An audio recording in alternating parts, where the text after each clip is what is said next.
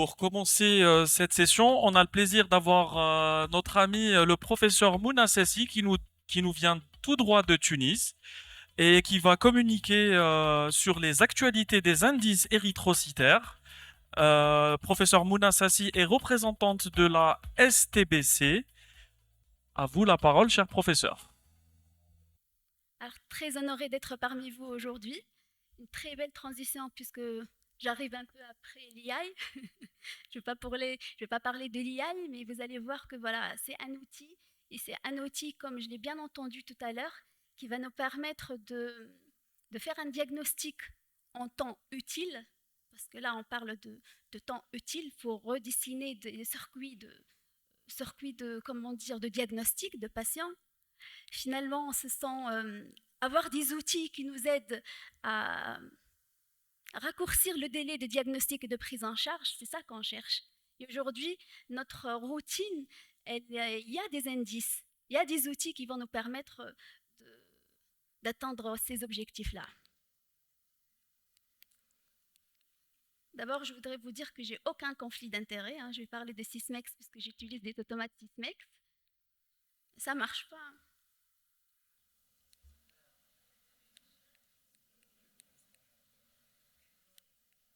Ah, ça marche. Pas de conflit d'intérêt. Et quoi de mieux de vous montrer un peu la Kasba Tunisia ou la algérienne, algéroise, bah, ça s'écrit avec un K ou avec un C. Bah, tout ça pour vous dire que voilà, peu importe, on a les mêmes challenges aujourd'hui en Tunisie, en Algérie. Utiliser au mieux nos automates finalement pour faire des diagnostics rapides. Toujours cette terminologie-là de diagnostic en temps utile finalement, c'est ça ce qui m'intéresse. Et je veux vous faire voyager un peu encore, encore beaucoup en Tunisie. Et cette pièce maîtresse du Musée national de Bardo, c'est la mosaïque d'Ulysse et les sirènes. Bah, si vous vous intéressez à la mythologie grecque, Ulysse, pour ne pas céder au chant des sirènes, qui ont une voix envoûtante, il s'est fait attacher les bras derrière lui par ses matelots. Il a mis de la cire dans les oreilles de ses matelots pour ne pas entendre ce chant de sirène et puis sauter dans l'eau. Eh ben, moi, aujourd'hui, tout simplement, je vais vous dire, il faut céder au chant des sirènes, il faut céder un peu à tous ces indices. Ce pas des nouveaux paramètres, mais finalement, c'est un bonus que les automates d'aujourd'hui nous offrent en laboratoire d'hématologie, toujours pour faire un diagnostic en temps utile. On connaît nos paramètres classiques, surtout en mode impédance, en mode de focalisation hydrodynamique, et puis en spectro pour l'hémoglobine. Ça, vous connaissez. Et puis, on a nos fameuses constantes érythrocytaires dont on a encore et toujours besoin. On a le RDW pour l'anésocytose. Mais sachez qu'avec toujours ce mode d'impédance qu'on appelle de façon courante le canal impédance, on a aujourd'hui des indices encore plus subtils et très intéressants comme par exemple le pourcentage du globule rouge microcytaire. Ben, vous allez me dire à quoi ça va servir. On a déjà sur les histogrammes, on voit un double pic, mais ben, avoir chiffré cette double population en pourcentage de globules rouges microcytaires, et puis pourquoi pas ben, le volume moyen de ces pics-là, qu'on appelle par exemple le small peak et le large peak, ça sera très intéressant quand il s'agit de suivre le succès d'une thérapeutique substitutive ou d'une transfusion. Tout ça pour vous dire déjà, seulement avec le même canal qu'on connaît, le canal par impédance, on a aujourd'hui des petits outils qui sont fins, qui nous permettent de suivre de façon personnalisée la thérapeutique de nos patients. Pourquoi pas? Moi, j'aime beaucoup cette histoire de double pic et de pic un peu chiffré par une valeur. J'ai le VGM, mais aussi j'ai le VGM de mon small peak et de mon large peak. On va le voir tout à l'heure. Ce qui est encore plus joli, c'est comme un peu en statistique, on a un peu une moyenne, on a une distribution normale, mais on peut aussi avoir une médiane, quand ce n'est pas vraiment une loi gaussienne. Sachez que l'automate aussi, il nous donne une valeur médiane.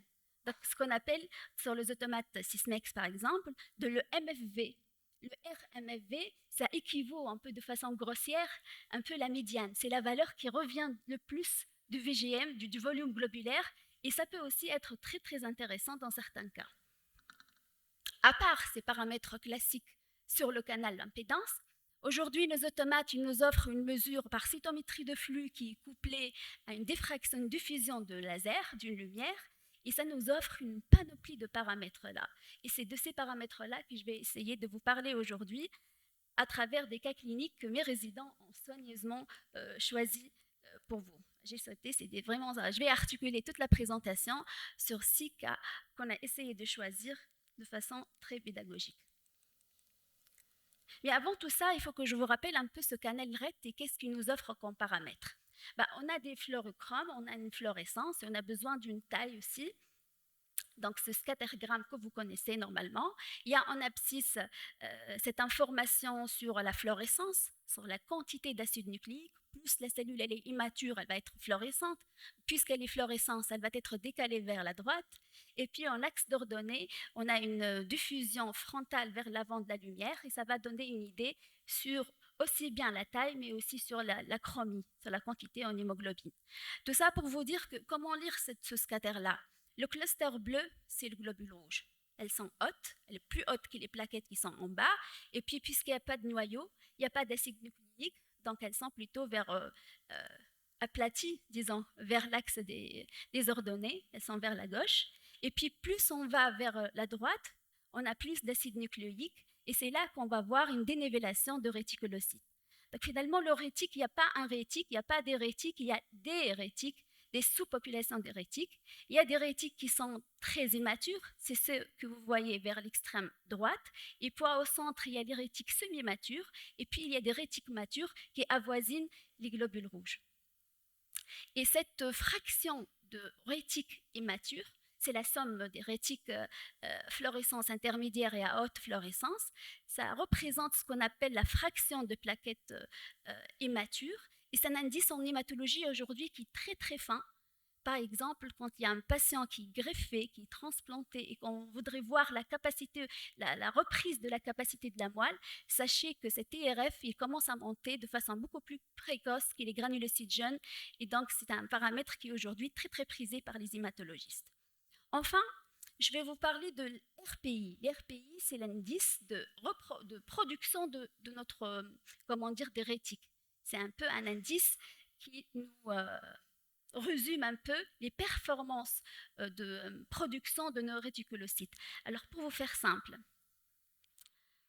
quand on est devant une hémorragie sévère, une hémorragie du postpartum, ou bon, prenons l'exemple d'un accident par exemple, et d'un coup le chiffre d'hémoglobine il baisse, notre moelle elle va régénérer, elle va faire sortir des rétiques.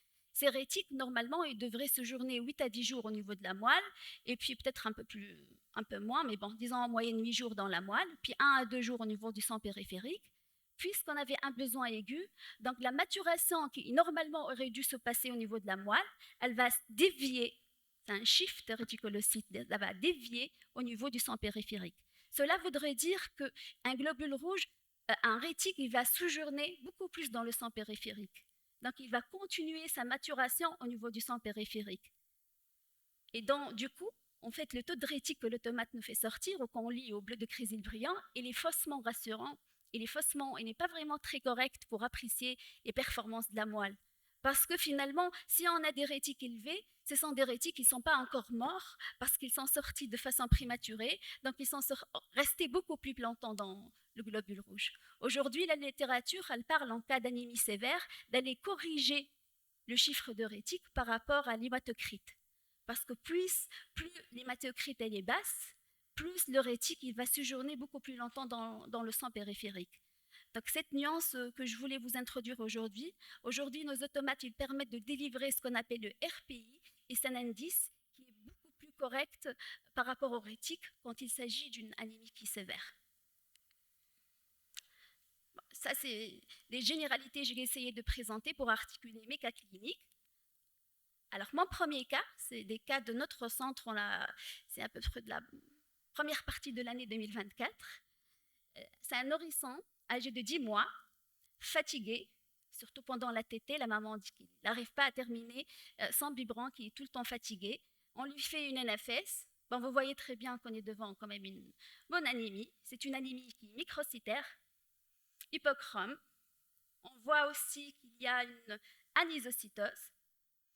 Le scatter, l'histogramme, il y a un seul pic, ok. Et puis, on a fait un tiré en frottis. On a l'habitude toujours de tirer un frottis, parce qu'il ne faut jamais oublier qu'on est un pays méditerranéen, hein, et que voilà, chez nous comme chez vous, on a beaucoup de thalassémie, on a de drépanocytose, on a plein de mariages consanguins.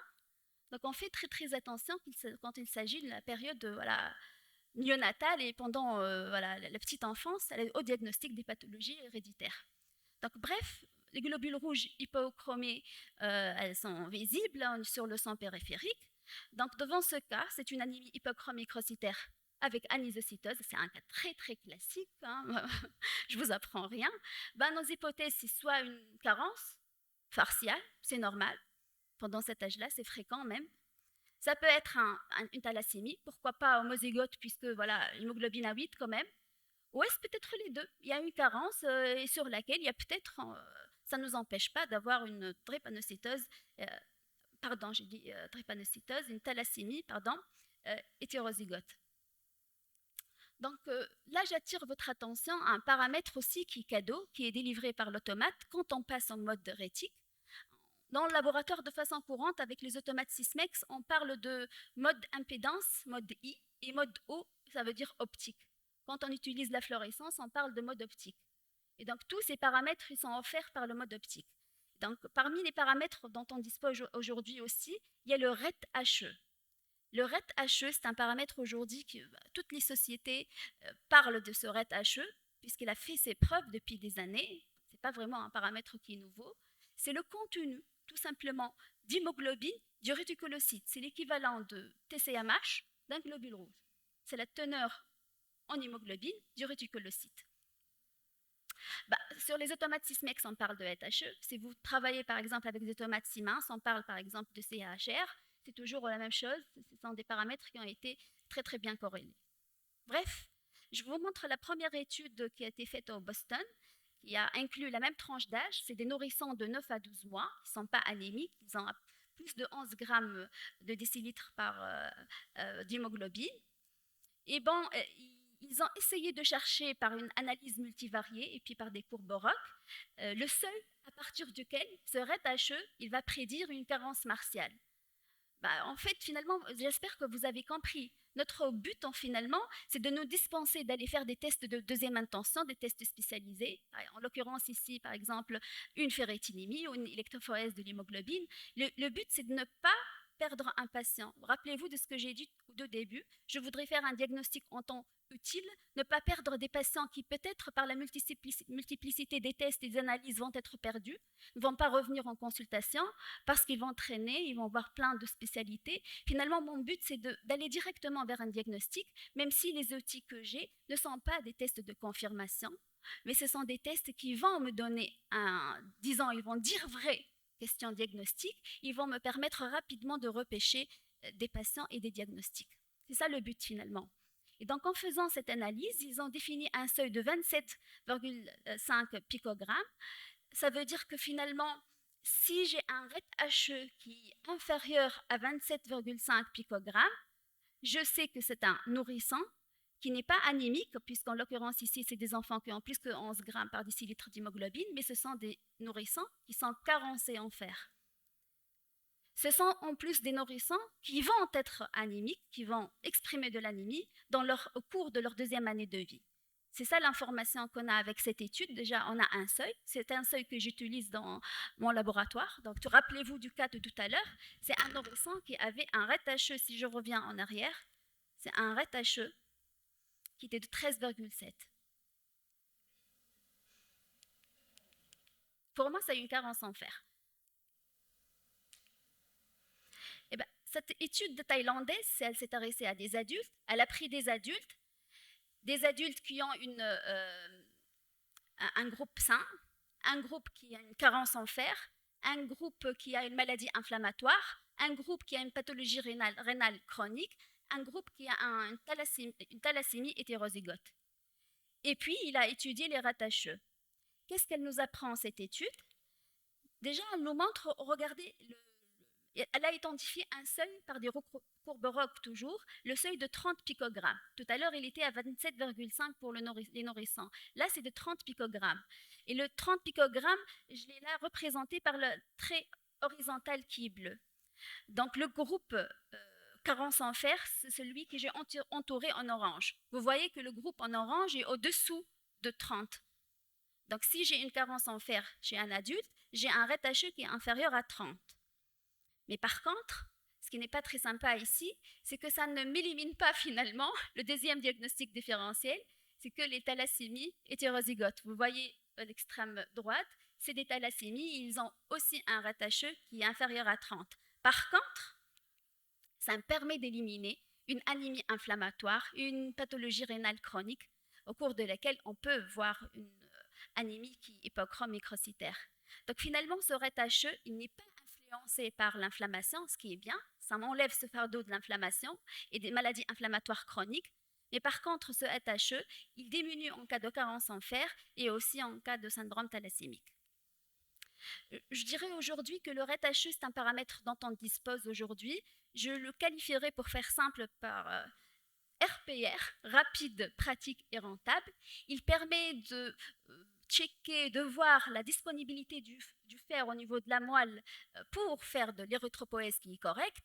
Ça permet de détecter des carences de façon très très précoce. Si je vous dis qu'un rétique il a une durée de vie au niveau du sang périphérique de 1 à 2 jours, par rapport à un globule rouge qui a une durée de vie qui est de 120 jours. Donc je vais voir un rétique qui est hypochromé, bien sûr de façon beaucoup plus précoce qu'un globule rouge qui est hypochromé. Et puis j'ai un RET-HE qui diminue rapidement par rapport à d'autres paramètres comme le VGM qui va commencer à diminuer à peu près à la 3e semaine de carence. Le RET-HE nous permet aussi d'apprécier le succès d'une thérapeutique substitutive. Si par exemple, sous traitement martial, vous allez faire de la ferritinémie après 2 semaines pour voir un peu, estimer un peu la correction de la carence, voir le succès de la thérapeutique, sachez que certaines études parlent d'une normalisation du RET-HE à J3 de traitement martial. Donc voilà, la place de ce paramètre aujourd'hui, elle est là. Ce paramètre-là, on le retrouve dans les recommandations, dans les guidelines des sociétés de néphrologie, et depuis des années déjà. Mais il n'est pas influencé par l'inflammation, mais par contre, il ne permet pas de différencier entre une anémie inflammatoire, une thalassémie hétérozygote et puis une anémie ferroprive proprement dite. Dans notre routine aujourd'hui, notre hantise, en tout cas en bassin méditerranéen, c'est de faire cette distinguo entre une carence en fer et puis une thalassémie, et surtout la thalassémie, bien sûr, hétérozygote.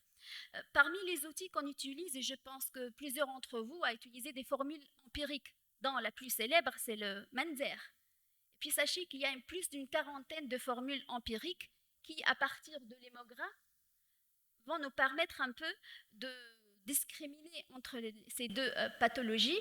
Mais ce Manzer a montré des performances qui sont médiocres. Il ne dit vrai que dans 30 à 40% des cas, pour dire ses performances. Si je fais le Manzer pour mon patient de tout à l'heure, j'ai un Manzer qui est de 11,4 et puis 11,4 pour lui, c'est inférieur à 13, pour lui c'est de la thalassémie.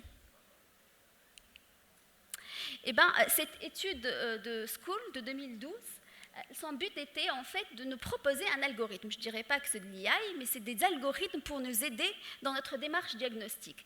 Il commence déjà par le VGM. Et à partir du VGM, il y a le pourcentage des globules rouges microcytaires. Par la suite, il nous fait 3 plages en fonction des VGM pour aboutir à la fin vers des équations. Donc c'est un peu de l'IA, mais ce n'est pas de l'IA, c'est des équations finalement. Dans ces équations sont intégrés, en l'occurrence ici, le pourcentage des globules rouges microcytaires, l'RDW que vous connaissez, le nombre de globules rouges, et bien sûr ils ont défini des seuils, et ces seuils-là ont montré finalement des performances diagnostiques qui sont honorables, qui sont de loin beaucoup plus importantes que les performances de Menzel. Là, je parle d'une valeur prédictive négative qui avoisine les 100%, d'une valeur prédictive positive qui est supérieure à 75%. Donc aujourd'hui, j'utilise ces algorithmes-là de première intention dans ma pratique de tous les jours avec mes résidents. Donc pour la patiente de tout à l'heure, on est sur la plage que vous voyez, on a appliqué l'algorithme numéro 3 et l'équation 3 et l'équation 6 qui a abouti vers la fin à conclure. En fait, voilà, on a fait l'algorithme 3 c'est un calcul mathématique, j'ai moins 43,5 qui est inférieur à moins 5,2. L'algorithme me dit que c'est véritablement une anémie Féré-Prive. Voilà les performances diagnostiques dont je vous ai parlé tout à l'heure grâce à ces algorithmes-là. Et si je regarde de façon beaucoup plus fine les scattergrammes, j'adore regarder ces scattergrammes, voilà, l'anémie Féré-Prive et l'habitat thalassémie hétérozygote, je vous invite à voir un peu les différents clusters, les différents nuages. Regardez comment dans la carence en fer, tous les nuages sont affaissés, n'est-ce pas? Ils sont tous bas, le nuage bleu, le nuage violet, le nuage rouge. En fait, tous les globules rouges et les rétiques, ils sont tous, ils ont une hypochromie qui est très importante. Et d'ailleurs, l'hypochromie ici, elle est chiffrée à 95,4. Par contre, dans la bêta-thalassémie hétérozygote, vous voyez que voilà, c'est les globules rouges qui sont beaucoup plus hypochromes que les différentes lignées de rétiques. Et c'est pour ça, finalement, qu'il nous sort une hypochromie qui est moins importante. Le deuxième cas, c'est une dame de 61 ans qui consulte en gynéco pour un rendez-vous préâgé. Vous voyez, ça c'est un cas classique qui va vous intéresser tous. Des globules rouges qui sont bas, hémoglobine normale, VGM élevé. Et qu'est-ce que vous voyez? Une CCMH à 84,3. Ça c'est un cas d'école. Vous savez très bien que notre validation technique finalement de l'hémogramme, c'est le CCMH, qui ne doit pas dépasser les 36,5, n'est-ce pas? Donc là, c'est un cas de quoi, finalement? C'est un cas, probablement, des agglutinines froides. C'est bientôt la période hivernale et on va avoir une panoplie de cas pareils. Donc, qu'est-ce qu'on fait quand il s'agit d'une agglutinine froide? On va aller incuber, n'est-ce pas? Et d'ailleurs, l'automate, il nous dit, il nous sort, parce qu'il est intelligent, il nous dit qu'il y a une agglutination. Et si on regarde un peu l'histogramme en bas, vous voyez qu'il y a un double pic. Vous le voyez, il y a un petit pic qui vers la droite, et ce petit pic, c'est les deux globules rouges qui sont agglutinés. Et regardez comme c'est joli, puisque le large pic, l'automate, il nous donne, il nous dit c'est 190 femtolitres. Ce n'est pas vraiment un globule rouge, c'est des globules rouges. Ça veut dire que finalement, le véritable VGM, ce n'est pas ce qui est sorti initialement par l'automate 107, mais c'est plutôt 90,5. Parce que le deuxième pic, c'est un pic des globules rouges agglutinés. Et regardez comme c'est joli sur le tube. On a chauffé, parce qu'on a l'habitude... Il reste 2 minutes. 2 minutes, c'est un peu difficile, mais je vous demande un petit bonus pour que je puisse un peu terminer, parce que voilà, j'arriverai pas, et j'arrive après le déjeuner, et j'arrive pas finalement... Vous avez 5 pour les AOD de la semaine passée. Ouais, alors qu'est-ce qu'on fait? On fait un passage à 37 degrés, et puis c'est ce qu'on nous a appris à faire. On va incuber pendant 30 minutes, pendant 1 heure, et puis voilà, on regarde qu'est-ce qui se passe. On a incubé. Bien sûr, tout est rentré dans l'ordre. Vous voyez que notre CCMH, elle est redevenue à 32,3. Mais aujourd'hui, il faut que vous sachiez que les automates nous permettent finalement de nous épargner cette incubation d'1 heure.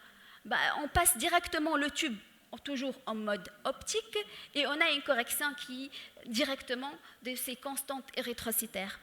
Regardez, j'ai passé en mode optique, et quand je passe en mode optique, il me fait aussi des globules rouges optiques, une hémoglobine optique.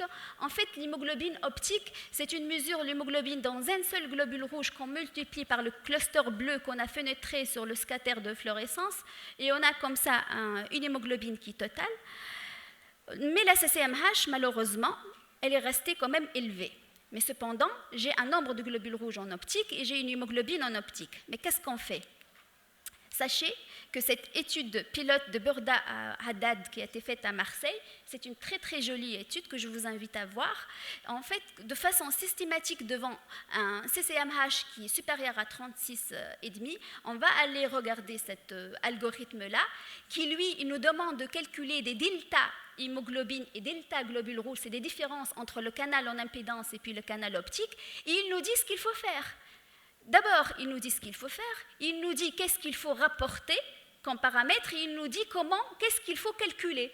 Il nous dit tout, en fait. On ne réfléchit pas, mais on fait de façon standardisée. Et ça, c'est très, très sympa quand notre résident est pendant la garde, il va aller regarder et aller faire comme on fait le matin, en fait, tous ensemble. Et parce que finalement, si j'ai une CCMH qui est très élevée, ça peut être un artefact. Ça peut être un problème spectral parce que j'ai de la couleur, j'ai une lactescence, j'ai de l'ictère. Ça peut être aussi une véritable anomalie. Quand j'ai des drépanocytes ou quand j'ai des sphérocytes, je peux avoir une CCMH qui est supérieure à 36,5 et c'est tout à fait physiologique, plutôt pathologique et normal. On incube et on incube, mais ça ne change pas. C'est des globules rouges hyper denses qui sont responsables de cette CCMH. Bref, en consultant tout ça, on a suivi exactement ce qu'ils nous demandent. Ils nous demandent de rapporter le globule rouge en optique, ils nous demandent de rapporter la médiane plutôt que le VGM, de rapporter l'hémoglobine, et il nous permet d'aller calculer la CCMH. C'est ce qu'on a fait. Et puis notre CCMH, elle est redevenue 31,81, qui se rapproche un peu de celle retrouvée par l'incubation. Finalement, on a fait des petits calculs. Au bout de 5 minutes, on a tout, et le patient, il rentre chez lui sans le faire attendre encore 1 heure. Le cas d'après, c'est un cas d'une anémie hémolytique non immunologique. Notre CCMH, je vais essayer de faire vite, borderline, 36,5. Sachez aussi qu'il y a d'autres algorithmes dont le but était développé pour ne pas passer à côté d'une anomalie constitutionnelle en globules rouges. Il y a les paramètres qu'on va appliquer. Par exemple, celui-là, il nous dit d'aller voir le pourcentage du globule rouge microcytaire, d'aller voir les érythroblastes. C'est ce que j'ai fait. Et à un certain moment, ils nous demandent de calculer le score RBC. C'est quoi le score RBC? Par rapport à la première étude tout à l'heure de l'agglutinine froide que je vous ai montrée, ils ont fait une analyse multivariée. Ils ont montré que pour discriminer finalement entre les problèmes spectrales qui sont dus à la couleur de notre plasma à cause de l'ictère ou la lactescence, entre les agglutinines froides et puis entre les véritables anomalies héréditaires du globule rouge, il y a 2 paramètres clés qui peuvent nous aider. C'est le pourcentage de globules rouges fragmentés, les FCR, et puis le nombre de rétiques. Ils ont représenté ça sur ce nomogramme. Ils ont finalement réussi à faire une formule mathématique qu'ils appellent le RBC score. Et regardez comment c'est joli, c'est au niveau de le box blot vers la fin, comment le RBC des IS, il se dégage carrément en bleu en appliquant ce qu'on appelle le RBC score. Donc le RBC score, quand on l'applique, il nous permet de faire sortir directement les pathologies érythrocytaires héréditaires qui étaient à l'origine d'une augmentation de CCMH. C'est ce qu'on a fait. Et puis finalement, on a avancé et il nous dit que c'est une drépanocytose. C'est une patiente que je ne connais pas, je n'ai pas encore tiré de profil, mais je sais déjà que j'ai trouvé des drépanocytes. C'est sympa. Je regarde au microscope et je trouve mes drépanocytes. Donc là, il m'a dit que je t'ai trouvé de drépanocytes, ils sont très beaux, ils sont là mes drépanocytes. Et donc, ce qui est encore plus joli, c'est quand je regarde le scattergramme, il y a une anomalie caractéristique quasi constante. Allez regarder vos scattergrammes. Quand vous avez des patients chez qui vous suspectez une drépanocytose, vous regardez cet aspect que j'ai mis dans un cadre. Moi, je vois un tabouret. Je ne sais pas ce que vous voyez. Je vois du nuage avec 2 pieds. Je vois un tabouret. Mais c'est un aspect qui est quasi constant qu'on retrouve chez tous les patients qui ont une drépanocytose. Donc, prenez le temps d'aller regarder vos nuages et vos scattergrammes. Je voulais aussi, puisque je n'ai pas beaucoup de temps et je vais court-circuiter, je vais vous dire, faites attention quand vos globules rouges contiennent des acides nucléiques. Ça peut être des ponctuations basophiles, ça peut être des corps de Joly, des corps de Pappenheimer, et puisqu'ils ont de matériel nucléique, donc l'automate, il va les sortir fluorescentes, et ces cellules-là vont être comptabilisées avec les rétiques. Donc on va avoir une pseudo-réticulocytose, des rétiques très élevées, à tort. Donc faites attention, un patient drépanocytaire, il a de la splénie, il peut avoir beaucoup plus de corps de Joly qui circulent et ça peut vous faire surestimer vos rétiques. Et c'était le cas de ma patiente, l'automate m'a sorti 32% de rétiques. Quand je fais mon bleu de Crésil brillant, ce que j'ai montré en rouge, j'ai vu beaucoup de corps de Joly et finalement mes rétiques étaient à 20%. Vous allez me dire, mais entre 20 et 30, c'est pas méchant, mais dans certains cas, c'est méchant et ça peut nous induire en erreur. J'ai pas le temps, mais c'est dommage, c'est très dommage.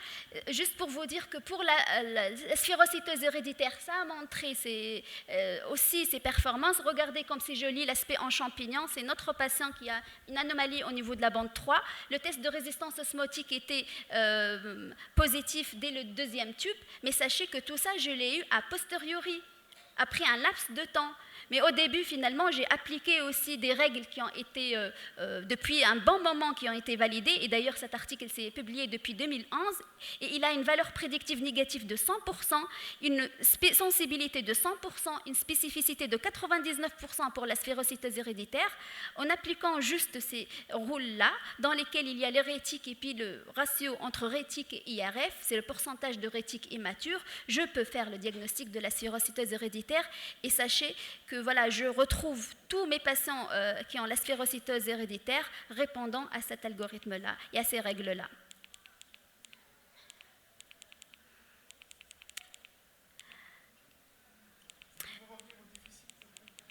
Bah, je finis. Hein, Comment? Le G6PD, ils ne sont pas performants, ces algorithmes dans le G6PD. Mais par contre, ils ne disent rien. Je n'ai rien trouvé par le G6PD. Mais par contre, ces paramètres-là, ils sont intéressants dans les microangiopathies thrombotiques. Vous recevez pendant l'urgence une demande de frottis et votre résident n'est pas encore bien entraîné et il vous demande de chercher des schizocytes. C'est un MAT, un PTT ou une CIVD ou autre où on vous dit on nous faut un frottis et un pourcentage de schizocytes. Sachez que les automates aujourd'hui nous donnent un paramètre qui s'appelle FRC. Les FRC, c'est des fragments de globules rouges et d'ailleurs on ne retrouve pas que dans les microangiopathies thrombotiques, mais cette alarme-là, ils sont là, regardez ce que j'ai entouré, c'est la plage qui est entre les globules rouges et entre les plaquettes. C'est ça l'alarme qui nous sort FRC. Et d'ailleurs, dans ce cas-là, il nous dit 4,41% de FRC. Est-ce que cela voudrait dire qu'il y aurait des schizocytes? Sachez que cette alarme-là, elle a une valeur prédictive négative. Je me fais comprendre. Si votre résident, pendant la garde, il passe son tube et qu'il retrouve FRC 0, 0,1.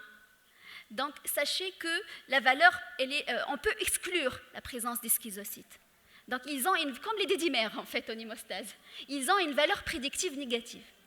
Donc, ça peut vous faire gagner du temps et vous occuper des besoins en sang ou autre chose. Mais quand ils sont positifs, supérieurs à un certain seuil en fonction des pathologies, ça voudrait dire qu'il faut quand même aller faire un frottis. Ça ne vous dispense pas des frottis quand ils sont positifs. Parce qu'en fait, plus on a une hypochromie, imaginons qu'on a une carence en fer et on a beaucoup de globules rouges qui sont de petite taille, ils vont être en bas et faussement, ils vont être sortis comme fragments de globules rouges. Et sachez que dans les recommandations internationales de 2012, qui ont été revues en 2021, on retrouve ces paramètres qu'on appelle encore paramètres de recherche ou paramètres nouveaux. Ce ne sont pas des paramètres nouveaux, ce sont des paramètres qui ont été admis par des sociétés comme la Société de néphro ou autres, et ils ont tout à fait leur place dans notre routine de tous les jours. Et puis, si je prends l'exemple de maths, par exemple, le seuil a été établi à 1,2, donc si le FRC est inférieur à 1,2, je peux exclure un MAT, sauf en cas de macrocytose. Si j'ai des globules rouges de grande taille, ça peut me masquer la présence de schizocytes. Et là, je finis en vous disant que j'étais agréablement étonnée du fait que dans des articles de Société de néphro, je trouve qu'ils ont donné toute la place à l'étape préanalytique. Chose que je ne retrouve pas des fois en hémostase. Et là, ils vous disent, faites attention. Plus le prélèvement il est vieux, plus il y a de cicatrices de stockage et on risque d'avoir des artefacts et de globules rouges qui sont fragmentés. Et là, ils stressent la période de conservation des tubes. Quand il s'agit de paramètres de canal optique, il vaut mieux les faire le plus tôt possible. Ça voudrait dire si le prélèvement il arrive à 8 h du soir, on ne peut pas attendre 8 h du matin que l'équipe de jour arrive et les faire passer. Ils perdent de leur valeur quand on les passe tardivement. Donc je finis. Je voudrais féliciter mes résidents et aussi toute mon équipe qui a pris son temps pour choisir ces cas pédagogiques. Merci. Merci.